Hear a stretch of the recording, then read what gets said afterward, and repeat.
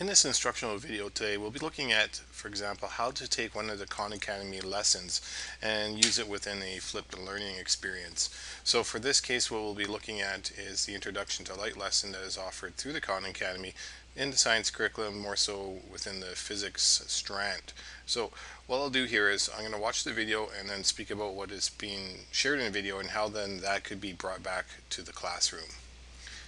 So if you never watched a Khan Academy video, you'll know that Sal, the founder of this foundation, basically begins by telling you what the lesson is going to be, in this case the introduction to light, and then a very quick and brief introduction to what light is, and then, for example, expands on the more scientific part because this is within the science curriculum. And this basically kind of pulls a whole bunch of things together and explains it in, I would call, a layman's term. It's not really too heavy on, for example, physics or terms that would be scientific in nature. So what we'll end up doing here is I'll just click on the video and you'll quickly see that Sal begins just to write some notes on here. And that's what I did is I watched this whole video and then I took some brief notes and I used those notes to help me make this student success sheet, this SSS sheet. In some cases, you might be able to actually find some of these student success sheets online as a resource. But what I did here is I just listened to the whole video. I wrote myself these notes that I think was the most important material that Sal was speaking about, and then I created questions around those notes. So let's take a look at this student success sheet that would go with this video on the introduction to light. So this is the guided notes student success sheet that I designed for this lesson based on the introduction to light. Really, it's a very quick and simple activity sheet that the students just fill in some blanks. They think about some of the things that Sal said within the video, and then they answer some of the 8 questions that I posted here. Really, it's not meant to be homework. It's not meant to be something that's a lot of work. It's really, they do it once, they try to answer the questions. If they can't, they go back to the video, which is the idea of flipped learning, and then they come back to the sheet. Now, the student success sheet is designed as to really have a bit of accountability for the students to make sure that they've done the video. They have this, I would call, artifact to bring back with them to the classroom next day, and then they'll be able to sit down and work with their classmates on it, making sure that they all have the same answers or they've realized where their mistakes were. It's basically really designed to kind of guide them along, as the title here, guided notes are a way to make them successful. Another option that is available to an educator would be to create this WISC, this watch, summarize, and question form. Now, what I've done here is I've created this in a Google form. So what would happen is the student would come in, they'd enter their name, the date, and then what is the video lesson I'm watching, summarize 4 or 5 main points you gained from this video, and then question what questions you still have about this topic, and then they would submit that, and that would go to the teacher's email or enter the inbox, and then they could review that. So again, this is another form of accountability, and it kind of really helps the educator teacher understand what the students are watching and making sure that they've watched it.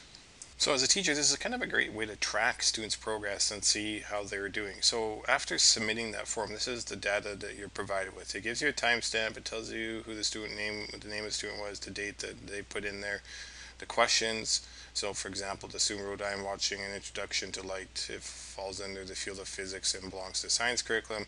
Some of the points that they summarized, and then what was one of the questions that they felt should be answered, and that was, why is the sky blue? Now this was just something I made up, joke students, but it really shows how you can kind of keep track of and follow students' progress as they go through with these videos.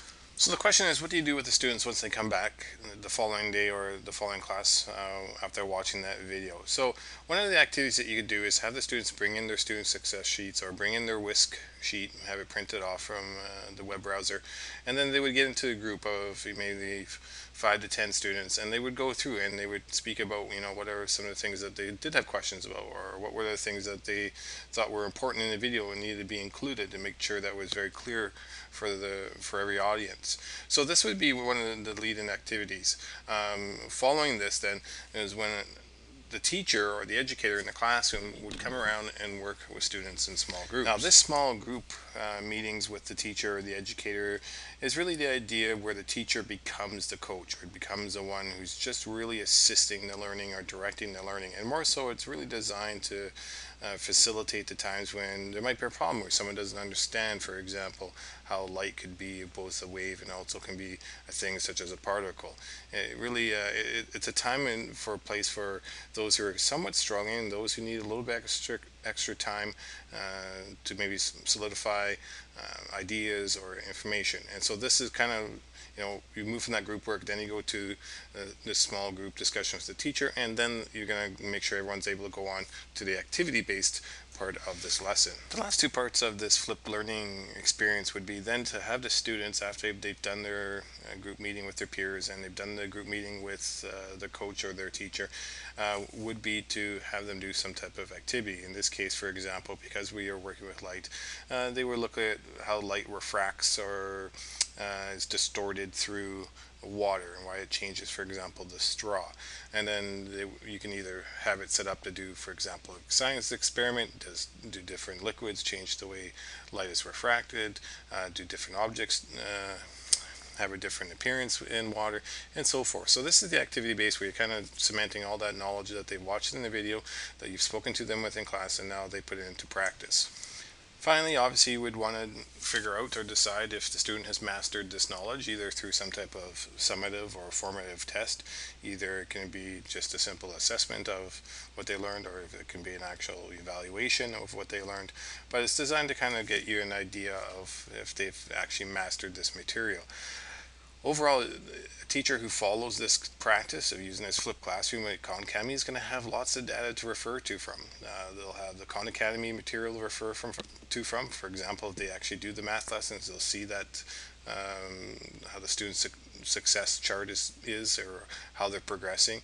You'll have those SSS, the student success sheets, you'll have the WISP sheets, and then if it's a final evaluation, you're going to have another piece of material to see how students are doing. So you have a whole group of data, a group of material to really track how students are doing and to show them and even to share with those who are at home.